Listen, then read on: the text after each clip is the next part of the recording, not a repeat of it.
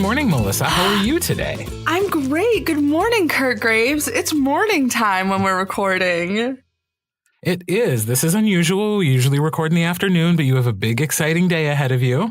Yes. So we're getting it out of the way early, and we'll see how that affects the quality of this episode, frankly. I'm pre-caffeine, so who knows what's going to happen. I am post-caffeine. I did already wake up and have my first cup of coffee for the day, and an amazing donut provided by one Mr. Antonio Trinidad, who was kind enough to bring it to us yesterday at the Sheboygan North tournament. So thank you, Antonio. It was delicious.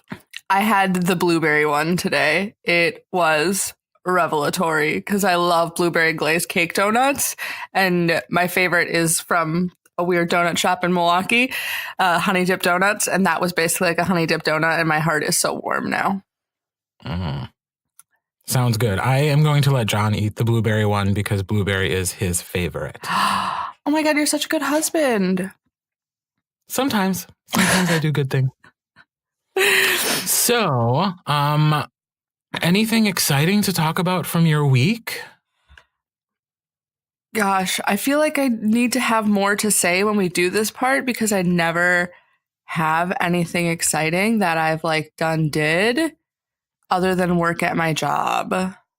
Mm-hmm. I did a thing this week where I took a seminar that I had scheduled myself for my work, but I took it because I'm a good employee about applying the love languages to your work environment. And my love language is acts of service. So, because I'm really uncomfortable with basically all other love languages. Was that a surprise to you, though, or did you already know that about yourself?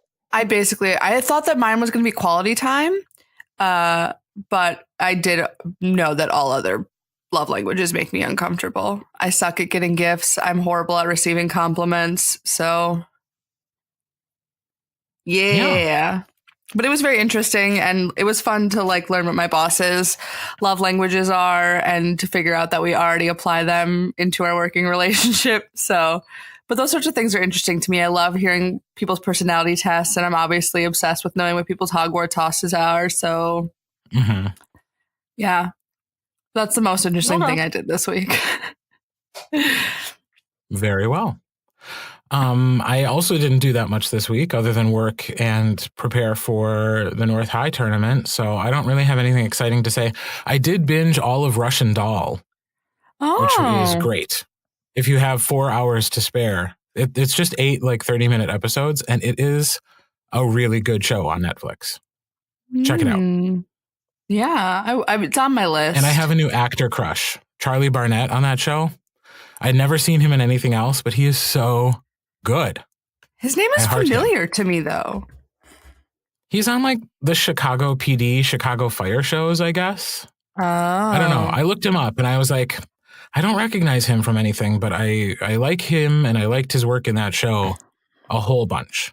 And Natasha Lyonne is just so great. It's she's peak Natasha Lyonne in that show. She's basically perfection as a human being. I love her. Mm-hmm. So that is really the most exciting part of my week, other than winning our Oscar predictions competition from last week. And who could have predicted that? Here's the thing. Apparently not our Instagram audience, because I put out a poll saying who was going to win, and they thought you would. Yes. And that doesn't track, people. It doesn't track. History does not show that to be the case. I have never won our Oscars predictions. Maybe. So is it just that our people like to root for the underdog? Or is it just that I am so unlikable that they just wanted you to win? I think maybe my thought is people just wanted my predictions to also be the correct ones. So that's what they were rooting for. That's a flawed theory because they had not heard your predictions yet. This all happened on Sunday before our episode came out. Optimism, Kirt. Optimism. No, I think they're probably just rooting for the underdog, knowing that I lose every effing year. Maybe. And handily. So that was the the most exciting part of my week, other than, as I said, preparing for the Sheboygan North tournament, which I'm just realizing in our outline, I never changed from South. So Sheboygan North. I do think something exciting that we did this week was that we got to watch the season 11 premiere of Drag Race together on Friday night after we helped set up for Congress. That was exciting. So true. That's right. We did something social and fun. Yeah. It's so rare that it like just flew out of my mind. Yeah, because I was down in Sheboygan for the North tournament on Friday getting things prepped. And I booked a hotel room down there so I wouldn't have to drive down first thing Saturday morning, early. And my husband came down and joined me because he was going to help out on Saturday as well. So then we went over to your and Katie's house and we watched the season 11 premiere. And I have to say, I admitted this to John on the ride over to your house that I was experiencing some Drag Race fatigue. Yeah. But the season 11 premiere really woke me back up, and I'm really excited for all of these new queens. And I think it's a super talented group. 100%. Very excited. Could turn this play acting podcast into us talking about Drag Race season 11 premiere, but I feel like Antonio would have to be here with us. And most of our audience does not care. True. Although if they're not listening or watching that show, they should be. Oh, go watch it. It's the best thing on television. Yes. Whether or not you have ever seen a drag queen, if you know anything about drag culture, just watch it because it is an amazing reality competition show. It is so thoughtful. It is so well written. It is full of heart. It is a place to see queer people and queer people of color and trans people properly represented by television and being able to tell their own stories without any sense of irony or malice. And it's just so nice. It's so nice. There's no pity involved either. Oh, yeah. It's just celebration of people who are so often marginalized, and it's delightful. Delightful. Yeah, I agree. So go watch Drag Race. But anyway, after Friday night, you woke up hecka early to Sheboygan North tournament. Yeah. I got to North by 6:30, and from then on, things were kind of crazy for like an hour and a half. A lot of drops this year. And it's funny because I was talking to Ben about it in the tab room during the day, because what I tried to do with setting up the tournament this year was I tried to have the rounds be a little bit shorter. So like aiming for 5 or 6 in a round instead of 7 in a round, because I thought, well, maybe then we can, with all the double and triple entries, maybe we can keep things on time better if there's not so many people in every round. Because it's one thing if a 5-person round runs a little late. It's another thing if a 7-person round runs a little late. Yeah. So that was my thinking as I was making them. And we had the space because we expanded into some more rooms over at the middle school. So I was like, let's do that. Let's make the round shorter. But then what that meant is once the drops started coming in Saturday morning, we had a lot of sections to collapse. Some rounds ended up being 4 people when we couldn't collapse a round to make it work. And I don't like that. Yeah. But I talked to Ben about it. I was like, is there any way to predict, or like has he noticed as a tournament host, is there any logic to whether or not you're going to get a lot of drops? And he agreed with me that there's really not. You can't predict that stuff. Last year we both felt like we had very few drops in comparison to previous years, and then this year lots of drops. So many. You can't predict it. Nobody can. So just keep trying new things and seeing if they work out. And if they don't, then they don't. On to the next thing. Yeah. But it was really nice to be able to work with Heath and Jenny, the new coaches at North, who did a great job setting up the food and feeding all the kids and all the judges. And Heath ran Student Congress on Friday night. And so they really did take on a lot, even though I was there to help with the minutia of the tournament running. And I think they both learned a lot this year, and neither one of them was, intimidated by all the work that had to be done. They just took it on and they kept going. And I am so impressed having worked closely with the two of them for the last week with how willing they are to just take things on and how many things they have noticed about tournament structures throughout the year that like they were asking really smart questions, even before I had a chance to say stuff. So just through observation of like looking at how tournaments are run, they had learned a lot. And I think that's a lesson too for anybody who is a new coach or who might be thinking about running a tournament for the first time. You can learn a lot just by observing how other tournaments are run and identifying the things about the tournaments you like that you want to emulate. Yeah. Because you know what you like and you can see what works and you can listen and observe to the things that people might be complaining about, and you can ask your students the things that they like about tournaments and what they don't like, and put that feedback to good use since they're sort of later in this second half of the season. They get to make those choices.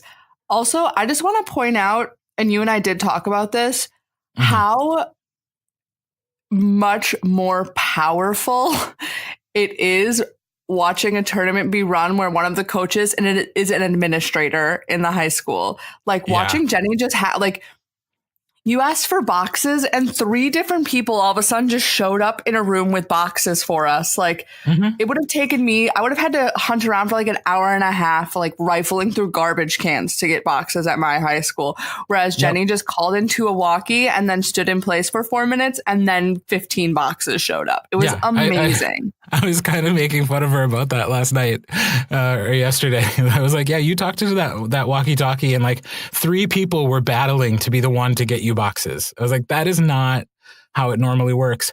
And maybe that's an administrator thing. I think it probably is. But I think it's also just somebody who works in the building all the time and works directly with, because teachers, and teachers can correct me, but I don't know that they have as much of a link to the support staff of a school, like the custodial staff and that sort of stuff. Whereas like Jenny works with them all the time when you're at the administrator level. And so they know her, they know if she's asking for something, it's because she really needs it. And I will say the best year I ever had of running North was last year after I had worked in the school district for a full year. And my job, even working downtown, was to communicate with custodial staff and secretaries. Like that was my job. And so once those people knew me and they knew that if I was asking for something, it's not because it's frivolous. It's because I really need it, because they had learned working with me, that I could be trusted. And, the back and forth of like, well, why do you need this? And what is it for? That went away after they were familiar with me. But it was not to the level of, Jenny having that walkie-talkie and being able to ask for things. And people were just like there and ready. It was amazing. It was great. It was really, it was cool to watch. So she was quite the catch, as was Heath. And Heath just took to the computer side of things so quickly. They're going to be a great team for running tournaments in the future. Yeah. I predict that next year I will be barely involved because I think they got it. I love a well-balanced coaching duo. It is nice to see. Is there anything else about the tournament that we want to talk about? Other than a big old thank you to Jenny's husband for providing amazing barbecue for the judges' lounge? People were losing their minds. When I got back from the middle school and I went in there to eat the sweet potato chili that my roommate had made for Heath so that there would be a vegan vegetarian option. There were multiple people just standing around the table, just showering her husband with praise. It was awesome. Amazing. Good. I'm happy to hear that. I got down there and had some brisket and it was delicious. I am so pleased. And I think, that having done it for their very first year, it was successful. And I'm willing to bet it's just going to get better and better and better as the years go on. So thank you to Jenny's husband, who did a great job. Yay. Supportive forensics husbands and wives. I know. It's the best. And also, I will say too, I had one of the best tab staffs this year. Everybody was really active and did their thing, and It was nice to have some new faces in my tab room because some of the previous tab staff that I have used, they're not really involved in the activity as much anymore, or they weren't at this tournament in particular. And so like I'd never been in a tab room with Mark Oddie and he was great. I'd never been in a tab room with Mike Wagner and he was great. It was awesome to get to spend some time with the Sextons again. I was able to have Rain, in addition to Steve from Arrowhead, join us in the tab room. And I, of course, had tabbed with her at her tournament. So I knew she was capable and really efficient and smart. And so I was just surrounded by smart, fun people all day long who just know how to do their thing. And I have to give a shout out to Ben Kroll from South, who really is like my commander, my right-hand man, because I just basically bark things at him all day, like balance this round or find this judge or fix this thing. And he just does it. It's great. So if you were surrounding yourself at North with smart, wonderful people, then what do you say about the smart, wonderful people that you sent to the other building? What does that make me and Antonio and Michelle Vutek and Dan Schilke? It makes you smart, capable people who I know will do a good job even when I'm not there. Okay, good. And it's also like an opportunity for you and Antonio to like have plenty of time to talk about Drag Race. And then I have Shelly Utke there to supervise. It's true. It's true. No, I thought, and you can tell me if I'm wrong. You can do it in public if you want. I just thought that was a cool combination. I think you guys would work well together. It was delightful. We were showing Shelly pictures of various drag queens, and because we were breaking down makeup that we liked and preferred. But then we also had a really delightful conversation, the four of us, about weird species of birds, and we're just looking at pictures of birds. So, and this is why you're at the middle school. This is why you keep me far away, so that I can have conversations about harpy eagles and shoe-billed storks. Because this is the life that I lead. Also, if you've never looked at a picture of a harpy eagle or a shoe-billed stork, do yourself a favor and look at it, because I feel like if any animal has ever been a visual representation of what I believe people feel about me as a person, the shoe-billed stork is the closest I'll ever come. Okay, I'm going to look it up now. Look it up. Shoe-billed stork. Image search. Oh, it's got a big old bill. Right. It looked like a shoe. Oh my God, here's one where it's holding a duck in its mouth. Yeah, they're not the nicest of storks. They're also just giant. They're really large birds. Oh, yeah. But I feel like this is me. Okay. That's good to know. Now Yeah. I need to find my bird. Oh, you're something delicate and beautiful and tropical, and you know it. I don't know do about the bright tropical colors, though. No, not really me. Okay, have you ever looked at a harpy eagle? Look at this is so good for our audio podcast. This is great. Oh my! Harpy eagles they're all gray and like blues, and they're very sassy. Yeah. And yes, they're massive. This is an expression I have worn on my face before. Yes, it's true. This could be me. Okay. All right, well, you know what? I'm going to do some research and we'll come back to our Forensics Faces audience with a more concrete answer in the future. But if you believe that you know what bird, maybe you're someone who's very into birds or birding or whatever it's called when you're a bird scientist / specialist. I know it's got a fancy name. Is it an ornithologist? Yeah, an ornithologist. If you're an ornithologist secretly who listens to our podcast and you know what birds represent Kirt and I, please let us know. Because I don't have that intensive knowledge of birds, surprisingly. I'm more of a marsupial woman myself. Surprisingly. Like everybody's just like, oh yeah, Malyssa seems like the type of person who'd know a lot about birds. But like, as someone who has weird and specific interests, would it be that out of character for me if all of a sudden I just got real deep into birds? No, it wouldn't. But it's also not something I'd be like, oh, yeah, Malyssa equals birds. That's fair. I would never have them as a pet. Malyssa equals weird and specific obsessions? Absolutely. Yeah. But True. not specifically any one thing. I would So, never have a bird as a pet, so I could never be that kind of a bird person. okay. All right. I can't do it. Well, that's a great transition into our topic of the week.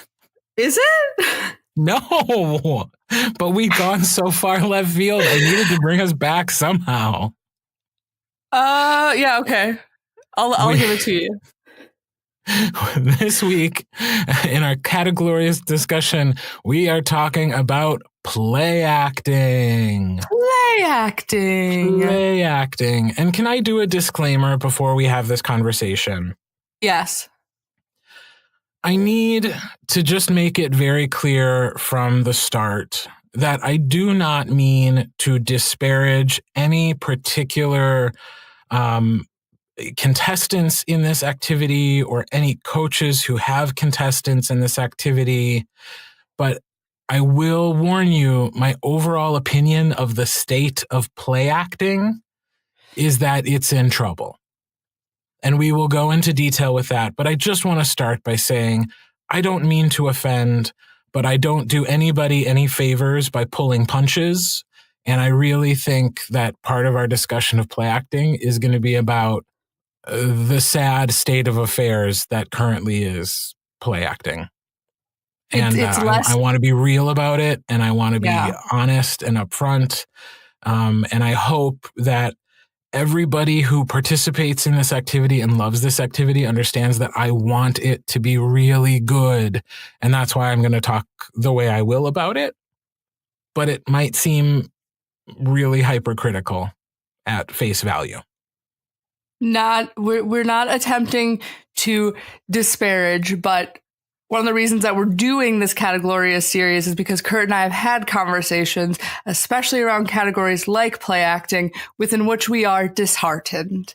So we want to make sure that we are, because I'm in a similar little boat with the play acting, but So I never did play acting in high school. My team has not while I was in high school or while I coached, we have never been a super play acting school. I do one play acting piece every couple of years. Much more duo focused and group interp focused on the South team. And I've had some pretty good successes, not anything like amazing, but I've had pieces do well in play acting when we do attempt to do them. Okay. I have not really coached many play actings. I convinced a group of two last year to give it a shot. But I'll admit they did not put in the work to be successful. So I don't consider that really much of a run at play acting.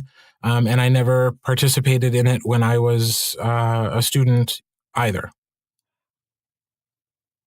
But do you have the definition of play acting readily available, Malyssa? I actually don't have the window open right now. I'm so unprepared. We switched to a 9 a.m. recording time and you forget your job? I know, I'm awful. The WFCA defines play acting as a group presentation of a memorized scene or cutting from a play without costume, makeup, lights, or properties other than an available table or desk as a substitute, and chairs if required. Emphasis is on character development and movement with physical actions other than stage movement, pantomimed. Yes. I actually think that's an excellent definition of what the category is supposed to be. Yes, what the intention of the category is supposed to be. Yes. Which, no tea, no shade, but like the WFCA rules don't always line up with like the values of what the category is supposed to be. I think that one defines it very well, and it makes it different from duo and group interp. Like it identifies what it is about play acting that is supposed to be different from those two other categories. So I think that's a great definition, and I have nothing to add. Well, fancy that. I know. So maybe we need to switch up what we talk about, because usually the question that we would ask ourselves at this point is like, what are the elements of a successful performance in this category? But having already spoilered ourselves in saying that like we haven't seen a lot of successful performances in this category as of late. Do we instead want to maybe flip it on its head and ask the question, what are the successful aspects of a performance we feel are missing in a lot of what we're seeing in play acting now? Yeah, probably. Okay. Do you want to start or should I? I'll begin. Okay. For me, the thing that is missing from a majority of play acting right now is that phrase that is in that definition, which is character development. I feel like people come into play acting now just wanting to throw down something funny and aren't necessarily building a character while they're doing it. And so we're really lacking that aspect of getting to see characters grow in these 10 minutes and instead are just watching like slapstick comedy or bad jokes that make me uncomfortable as a grown woman watching high schoolers perform.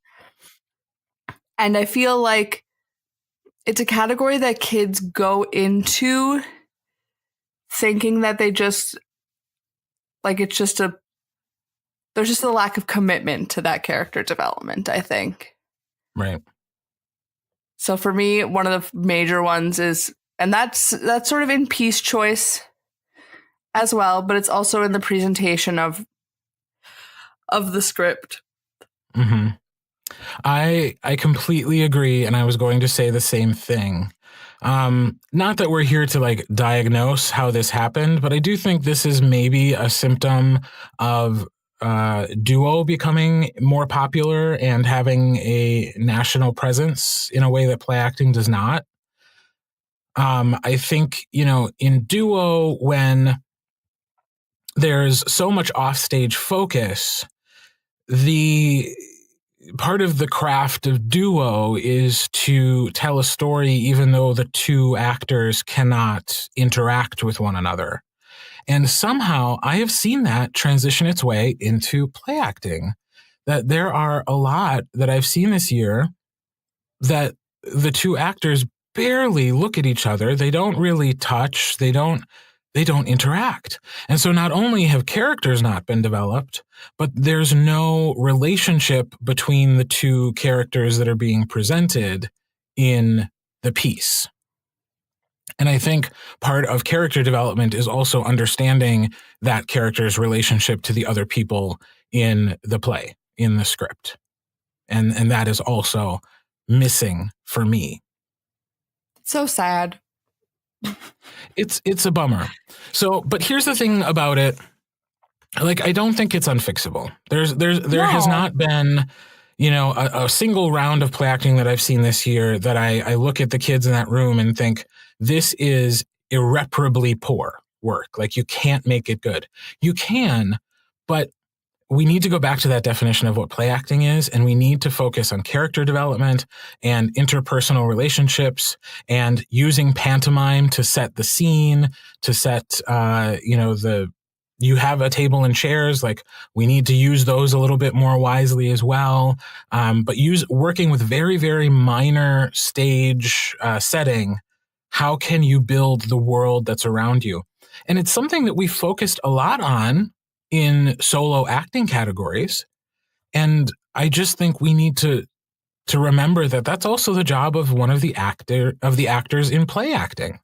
Mm-hmm. There is a relationship there. There's a relationship between solo hum, solo serious, duo, and play acting. They're all meant to be acting categories where you pantomime. You bring a world to life in front of us. And so much of that is missing in what I have seen the last couple years. And I've judged it 3 times already this year, and it's not there. And the weird thing is, the last time I judged it, I saw a play acting that was basically a duo. Yeah. But then they added a few moments of like actually looking at and touching each other. But really, the structure of the piece, the presentation was a duo, and a good one at that. But it was a duo in its presentational style. Yeah, and we were talking yesterday as we were peeking around in the tabulation results for other categories during rounds. One of the things I find very interesting about a trend that I've seen this year in group interp in play acting is that they are almost always still just groups of two. Mm-hmm. Like in the bulk of the category, it is still just pairs. And I find that really disheartening because it's a potential to have so many more voices and so much more like diversity in like the kind of actor or interpreter. In this case, we're talking about actors. So like the different levels of talent and that sort of thing, like represented, like you can have up to 5 people and you can do some really cool, interesting stuff. But so often it's still just like pairs of kids who are doing the category. And I don't know if that's just because it's easier to find source material for pairs and couples, but there's so much more I think potential. that's certainly part of it. I do think,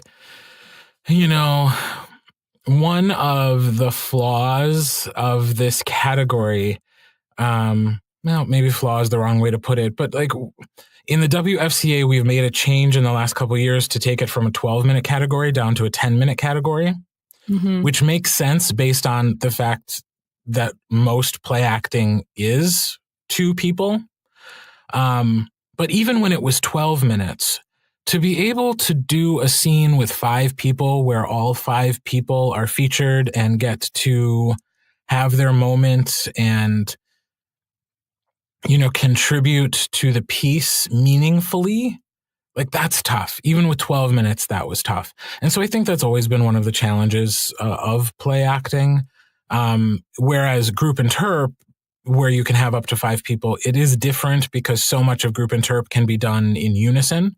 And so it can be all parts working towards a whole. Whereas when you are cutting up a script to present a scene in front of a group of people in play acting, it's a little bit harder to find something, a piece of writing that allows 5 actors to all share the stage and to all shine in some way, shape, or form. So I do think that's one of the challenges of this category. But it does surprise me we don't see more with like 3 kids, that it is mostly duos and not 3 people. Although I did see a 4-person play acting last week. Only 3. I saw a 4-person one last week. So that was nice. But again, that one was another one of those pieces where it's one of like the complete, works of William Shakespeare abridged, or a complete Greek mythology abridged, or complete history of the world abridged. It was another one of those types of scripts, which it works because it's a script. But when the characterization is missing, it's not fun to watch. And that would be true too if they were doing the full piece on stage as a theatrical presentation. Yeah. If the actors in those types of plays don't fully commit to finding unique character traits for every single person they have to play and making them very clear when they are playing one character versus another character, as we do in Solo Hum and Solo Serious all the time, if that isn't the bar that you are trying to pass, it's not fun or entertaining, and it's much harder to follow. And I think that people, like one of the other challenges of play acting is that there is no lighting, there's no makeup, there's no costume, there's no props. So that character development becomes even more important and even bigger of a deal than it already is in a play acting piece, to help not necessarily compensate for that, but it has to do more legwork than it would. And so something that I try to do when we do play acting is choose pieces where when describing the set and costuming and stuff, there are lots of words like bare and minimal, because then you don't feel like when you're trying to stage it and block it and stuff that you have to like make up for something, which can be hard, but it is possible because there are lots of plays and scripts that are staged that way just because it's cheap for theater companies to do so. So that's like just a tip for people who are a little worried about play acting and having to do that is looking at scripts where the set and costuming and prop requirements are described as limited and bare and minimal. Make things easy on yourself. Yeah. I would also say, too, in the making things easier on yourself arena, this, to me, is one of those categories where I don't care if I get a complete story. I'm okay with having the introduction fill in the composition or the exposition, rather, having them fill in the background of the characters in the place, and then just watching a really good 10-minute scene between actors. Like, this is one where I don't need a beginning, a middle, and an end to appreciate the craft of acting happening in front of me. Agree or disagree? 100% agree. Okay, that's what the introduction is for. I when I judged play acting earlier this season, I think there were 4 of them in that room, and 3 of the 4 of them, I told them that they weren't taking advantage of their introduction enough. That you can use your, like, that's what it's for, is to fill gaps and to set the stage and the scene up for the audience in ways that the script can't do. So take advantage of that.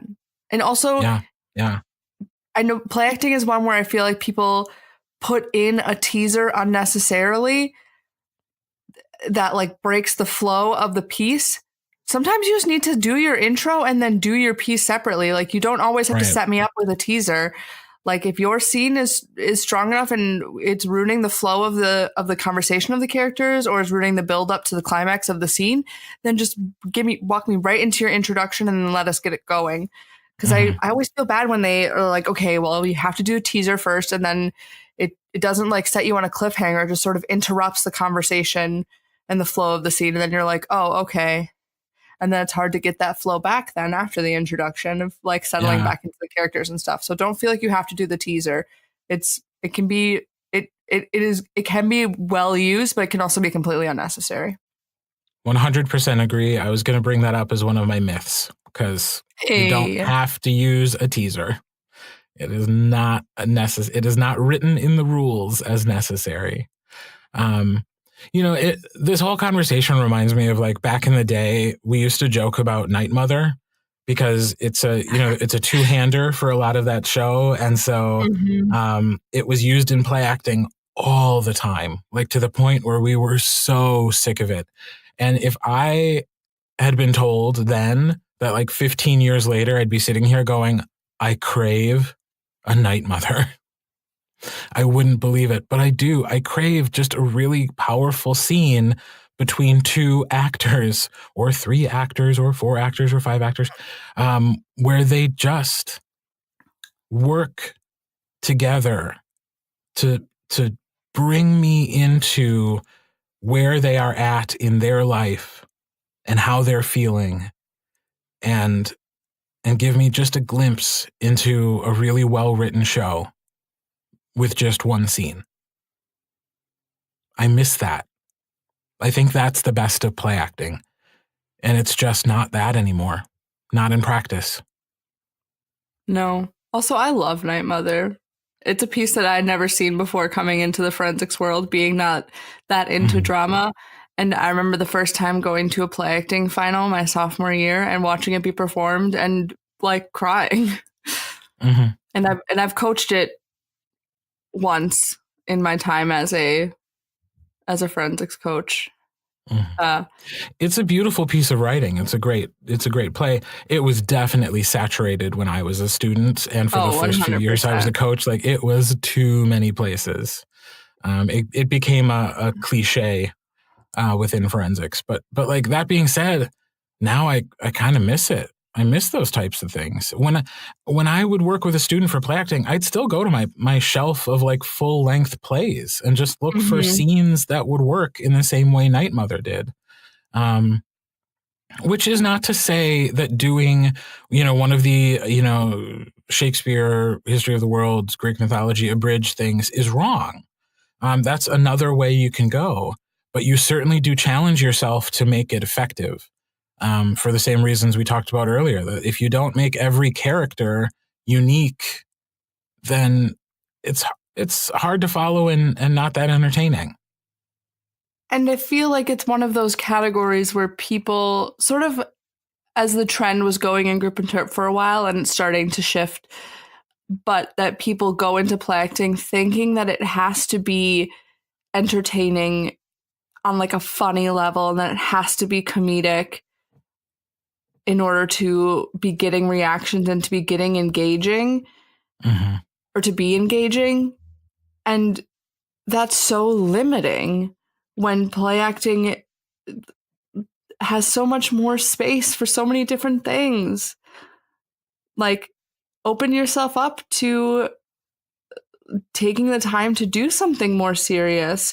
We don't have that opportunity always. And if play acting keeps going as it is now, where it's more focused on comedy than anything else, it's going to really set you apart from the rest of your competitive field if you're going in and you're doing something that's a little heavier and it's a little bit more dramatically focused. Very true. Also, that you have to, I know that people will disagree with me on this, but when you're doing something comedic, there's so much more work in like the timing of that. Like, comedic timing is so hard, and in only 10 minutes and in play acting, you watch kids, and anyone who's judges know where you're watching kids try so hard and struggle with the comedic timing of their pieces and like the physicality of their timing. But in something like a dramatic piece, you get to do the thing that we're like begging for, which is focusing on the character development a little bit more. And you get to focus on building quieter moments and making them bigger without having to put in nearly the amount of effort in the presentation that you do with a comedic piece, or at least I think so. But I'm also an inexperienced actor. I know that they're equally the same amount of work in trying to get to a place dramatically or comedically, but I just think that you get to focus a little bit differently doing a dramatic piece than you do a comedic one. Sure. Well, and I think part of it too, I mean, there are young actors who are, young actors, old actors. There are actors who are built for comedy and actors who are built for drama. There's an innate sense of how to deliver a joke or an innate sense of how to deliver a dramatic monologue. And so sometimes it's not so much even that you have to work at something, but like play to your strengths as well. And if you've played to your strengths to the point where they're not challenging, then certainly challenge yourself with something else. But I do wonder sometimes when I see students in all of our acting categories that like, are they like, what motivated this student to be in this category or to try to do this piece? Because it seems, almost like an awkward fitting jacket. Like it just doesn't quite work. Yeah. You can see that it doesn't fit them. And that's where the role of a coach becomes so important, and having those honest conversations and ultimately always letting, I think, the student decide what's best for them. But hopefully at some point before that student got in front of a judge, a coach had an honest conversation about this is not as effective as something else could be for you. Or this piece isn't going to provide you the level of success that you might want based on what can be brought to it. So, I mean, I would just hate for students to go into competition feeling like they have prepared as much as they could and they're invincible, and then to see scores and critique sheets that don't reflect that. I think that's got to be heartbreaking for a kid, and it's part of why I always thought part of my job as a coach was just to be compassionately honest with whether or not I thought something would be successful. Yeah. And that's a whole other bigger conversation. But I do think about it a lot with play acting because sometimes it's so hard on those critiques because there's a lot I want to address. But you don't want to break a kid's spirit and you don't want them to hate the activity. You don't want to send them away. No, you really, really don't. So, I feel like this has gotten kind of sad and dark. And again, I mean, I don't know that we have correctly diagnosed it and there's really no cure other than I really do hope that more people start to think about character-based scenes and scripts for their kids. Because one thing I have not seen in a long time is, two young people or three young people all taking on a persona that is not a teenage kid, Yeah. Like you can memorize the lines and you can even deliver them with feeling. But if you still act like a teenage kid, if you still move like a teenager, if you still talk like a teenager, like that's the character development work that we're looking for.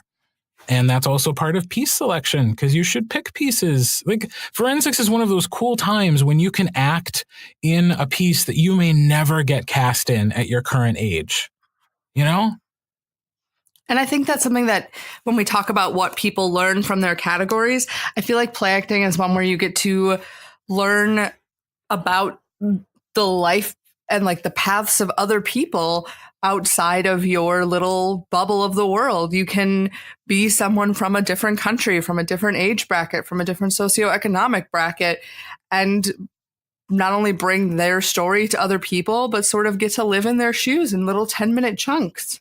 Mm-hmm. And that's really what acting should teach anybody is empathy. Yep. So, yeah, that's great. This conversation has been pretty wildly different from the others we've had in our Categlorious talks. Is there anything else in particular that you wanted to touch on? I'm okay with I think we've touched on a lot of our other usual questions that we ask just in unusual ways. I want to say things that I love about play acting. I want to turn this around a little bit. I love that it's the category that I feel like I get to see kids having the most fun in. And like where I just get to watch, like, I feel like it's a category where it's easiest for kids for that to come across, like that they are having a great bomb.com time. I was going to say a cuss word and had to say bomb.com instead. I feel like it's a category where you really can tap into some of the kinetic energy that kids in high school just sort of have and don't know how to get rid of, because it can be somewhere where they can get that out. The scope of the stage, like blocking and like platform area that you're allowed to take advantage of is bigger. So I feel like you get to see there's opportunity for really dynamic, cool, interesting stuff. I don't remember at all what the piece was or how long ago it was, but I once saw play acting that was 4 students, but it was 3 of them sitting in chairs, and one of them was just crouched behind one of the chairs, and then they and the actor sitting in front of them did all of their lines in unison just to make their voice sound weird and modulated. And it was so cool. And it's a sort of thing that like gets done in group interp, but like that unison is sort of expected. Right. But it was just so interesting. And I feel like there's so much more room to do and play and interact in play acting. And sometimes people do take advantage of that. But I really want to encourage people to do more of that. These students get to physically interact with each other in whatever ways they want. There's no concerns about how often they touch the floor or how far they move across the front of the classroom. They have desks and chairs and tables with them which to also interact. So really push yourself to think outside of the box to figure out how to tap into that more. Like, I feel like we've been talking a lot about the scripts and everything, but like really focus a lot on all the cool and interesting things you can do with the fact that students get to physically interact with each other and get to stand on a chair or hide under a table or lay on top of a table or hide behind something. Like, I feel like it's another thing that really gets to push the imagination of our students and our coaches. And I really appreciate that. And I think it's super cool in play acting. I totally agree that is one of the potential positives of play acting. It's just not one I've seen in a few years. Yeah. I want to see it again. Yeah, I want to see people using their space in fun, memorable ways, and having like real blocking, you know? Yeah. Like real like theatrical blocking. And if you want to know what I mean by that, I will give you some specific examples, but I'll do that off the air because I don't want to call out anybody in particular. Yeah. Message us. But if you have opinions about play acting, if you're a school that does play acting all the time, if you think that we are jaded people about play acting, email us, direct message us. We would love to hear your thoughts because the conversations we're beginning to have around this series have been super cool. And I love the coaches who come up to me the week after an episode comes out and go, okay, so I was listening to the Categlorious for this week and I need to tell you something. Yes. So please keep having those conversations with us. The best part about this podcast is the conversations that we are hoping to spark amongst other people, but also the conversations that you all are having with us. It's great. Absolutely. Great. Well, Malyssa, I think that about wraps this up, and you have a very exciting day ahead of you. I do, but right now I'm just really excited to go have some coffee. Yes. Well, we'll let you do that. Thank you, everybody, for listening to another Categlorious episode of Forensics Faces, and we will talk to you next week. Bye. Bye. Forensics Faces is proudly produced in Wisconsin, the birthplace of the National Forensics League. Our theme song was written and performed by JJ Hameister.